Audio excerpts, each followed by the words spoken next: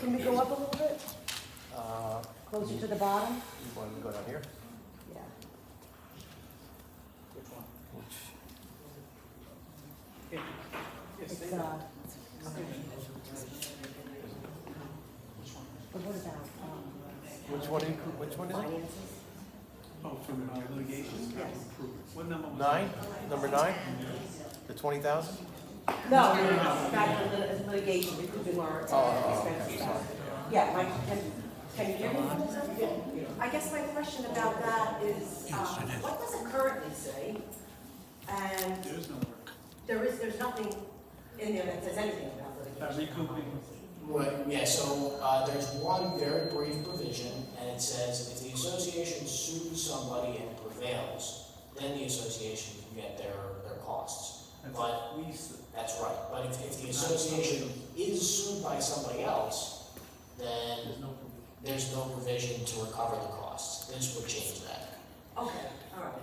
So with that said, I'm all for recouping our money, but I also want to remind everybody also that could cost us a great deal of money and we may not get our money back, so. Well, this isn't an effort. So this in particular is if a member sues the HOA, it gives us the ability to try to get our money back, because presently we don't. So if we are suing somebody, let's say someone does something against the ARC rules, we can go after them and that's acceptable, and then that person would have to pay the legal fees. But if someone sued us, the HOA, us, that provision was not in the bylaws, so it's shoring it up. But don't we have to lose to recoup, or does we have to wait for lose? Either We way, don't. I'm curious, like Yeah. exactly what that would say. You have to lose, but Sure, so the way that attorney's fee applications work in court is generally, can everybody hear me? Hold the microphone Okay, close. all right. it's feedback from somewhere. What number do you have? I have two. Tom, lower two. All right. God. Okay, that sounds a little better. Okay, so the way that we call them fee applications in court, the way that they generally work is at the end of a case, a party that feels that they're entitled to recoup their attorney's fees for whatever reason makes a motion with the court and says, this is why we're entitled to recoup our fees and this is what our fees were. Now, the general rule in America, it's actually called the American rule, is that each party bears their own fees. The reason, the logic behind that is we don't want somebody to avoid availing themselves of the resources of a court because they're afraid that they might have to pay the other side's fees at the end of the case. So generally speaking, each party bears their own fees. There are certain exceptions to that, and one exception is if fee shifting is provided in a contractual document. The bylaws are a contractual document, and so if this provision were enacted, it would give the association a basis to recover their attorney's fees. Practically speaking, the way that would work is at the end, if the association gets sued, at the end of the case, the association would make an application for attorney's fees. If the association is unsuccessful in the case, meaning somebody sues the association loses, so they're on the wrong side of the litigation, the association is very unlikely to succeed in its attorney's fee application. You might, it's not a certainty, but it's very unlikely. Generally speaking, you need to win the case in order to get your fees back. And so what this provision would do is, if somebody sues the association for not great reasons, and the person who's suing the association loses, the association can then go to the court and say, we won the case, we should get our attorney's fees back. And this gives us a chance to be successful in that application. Thank you, you answered me very well, thank you. Any other questions? You said we're going to get a copy of the red line document? Yeah, so you'll get a copy of the red line document, you'll get, so these are all the documents that you'll get, this document with the notice of the dates and everything that, all the timeline more or less, as well as all the ballot questions. You'll get the current bylaws, you'll get a red line version of the current bylaws with all of the changes inserted. You'll get that table that I was showing you, the change log, we call it, and then you'll get the proposed final version of the new amended bylaws. And is the one on town management accurate? That's what I printed. The most current? Yeah, that,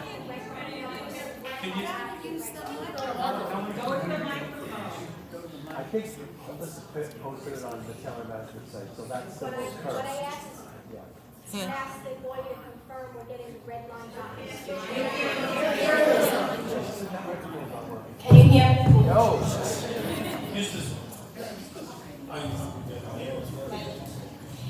I asked if we were getting a copy of the red line, the corrected document, so we can see exactly what the wording is. And I just asked, I just noticed that the document is already on the town website, Yeah, so I printed it. yeah, And I wanted to know if it was actually accurate, yes. because I went through it, and he's saying yes, so, there we go. Some of the documents may be, I don't know if we're mailing everything because of the mailing cost. So some of them, you're gonna get the letter. If you have electronic voting, you'll either get them as a link or you'll get them, you can see them on the town site. If it's a paper ballot, then you'll get the new bylaws, the voting documents, the change log, but the red line will be made available in the office. Made available in the office. Yeah, so it was quite expensive to print all these copies and mail them, and a lot of people don't have electronic balloting yet. So we had to do a mailing with envelopes and postage. So in order to try to reduce the cost of printing and paper, we were making them available in the office to take with you and read or review in the office.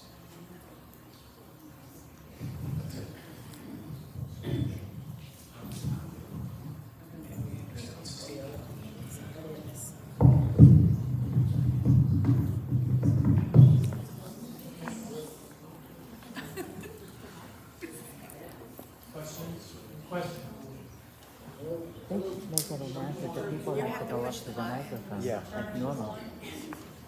Two.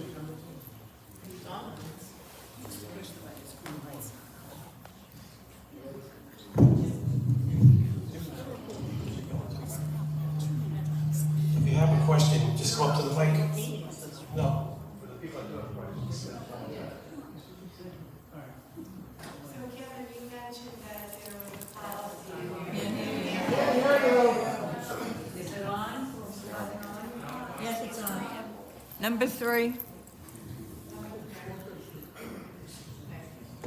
So Kevin, you mentioned that there was a policy for people who bought a second home and then sold the first home.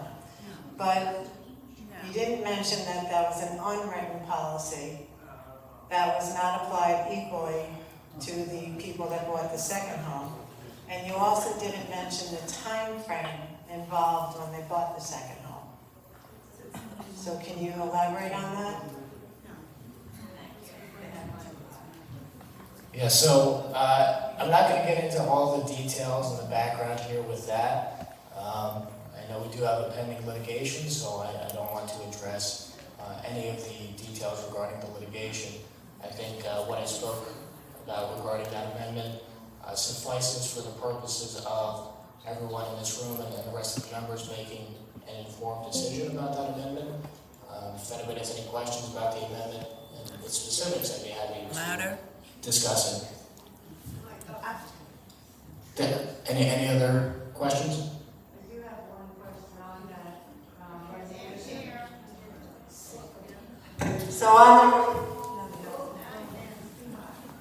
So on the resolution that was passed, it violated the bylaws. So how did the board have authority to violate the bylaws by passing a resolution that didn't go out to the owners? This meeting is new bylaws.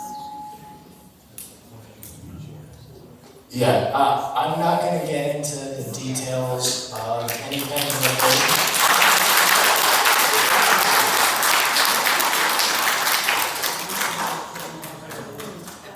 If anybody has any questions regarding the proposed amendments, I would be happy to discuss them. Thank you, thanks.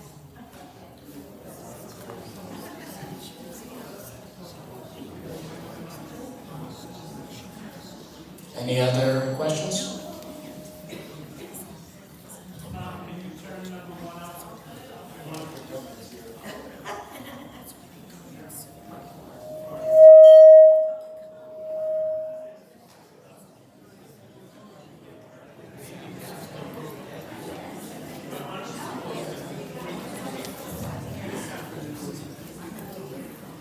I believe this is question number 10 about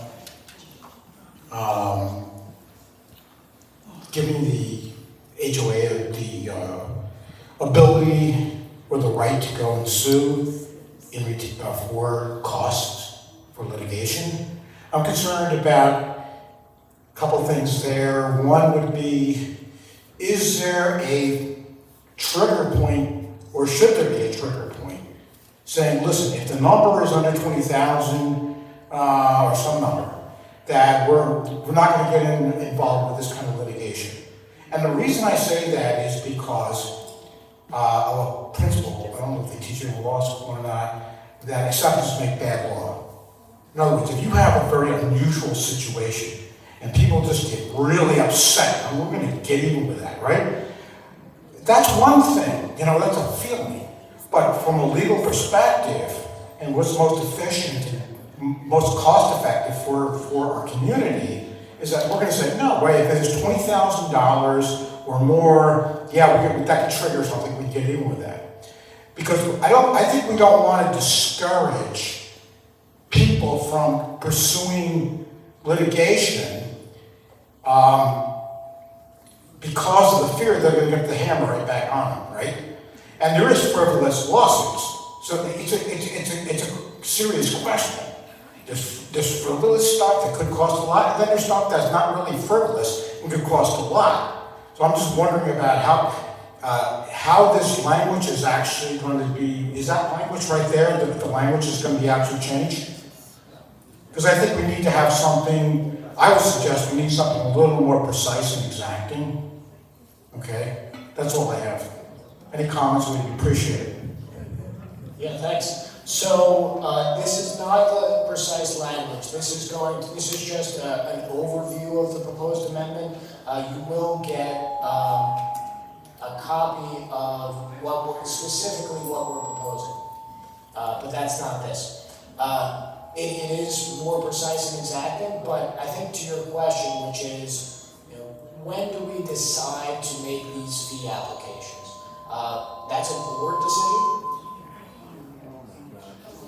That's a board decision, and so just like Mike was speaking about with the snow earlier, the board needs to make a call, and you elect board members who you believe can make those decisions effectively.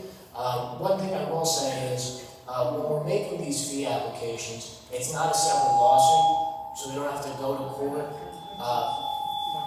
separately to obtain the fees. It would be if the association is sued by somebody and you're already in court, there's nothing else for you to do. You can't just get out of the court case, you need to be involved. You can make the fee application in that case. But again, to your point, sometimes that's not worth it. Sometimes it doesn't make sense. And those decisions are made by the board. And so that they would be the decision makers in terms of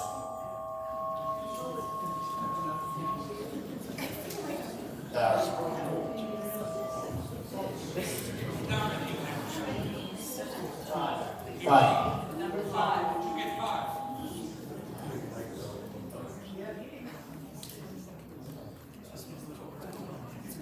All right. Okay, I think that's better. Yeah, so the language is more precise in some sense. It's not precise in the sense that it provides a specific criteria for when these applications are pursued. So I think that's your question, all right? Yeah. So, again, this is gonna come up when the association is sued already, so we're not gonna have to file a new lawsuit. So that's the number one thing. So in terms of actual costs to make the application, relatively minimal, because you're already in court, it's just a matter of filing a motion.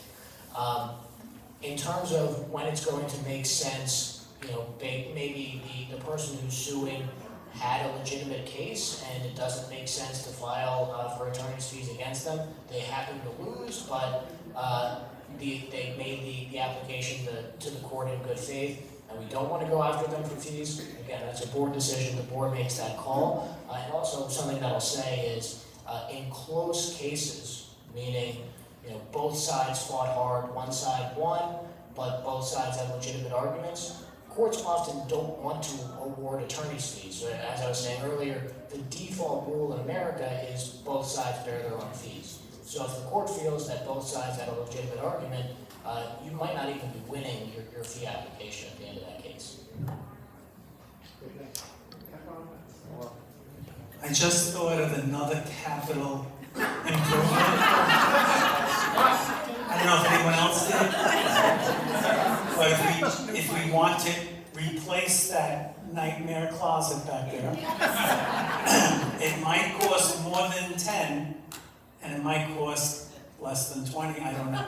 But that was just a joke, okay.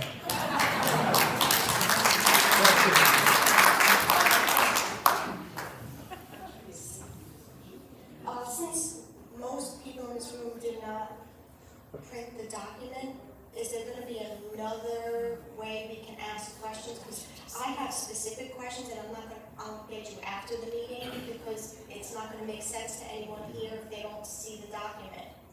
So we're going to have another Q&A because nobody's looking at the whole document and the wording. People are talking about the wording. So this was a kickoff meeting, and we spoke about the information being sent out, and those people that vote on paper would get that, and people will have the opportunity to go online.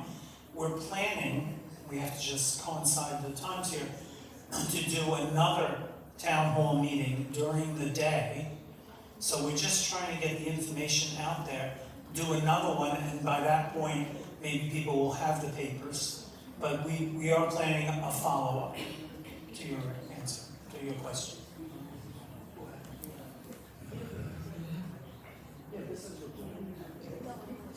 Any other questions?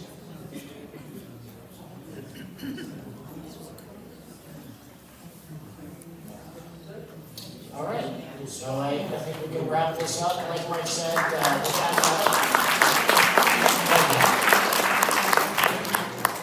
all right, and everybody take care.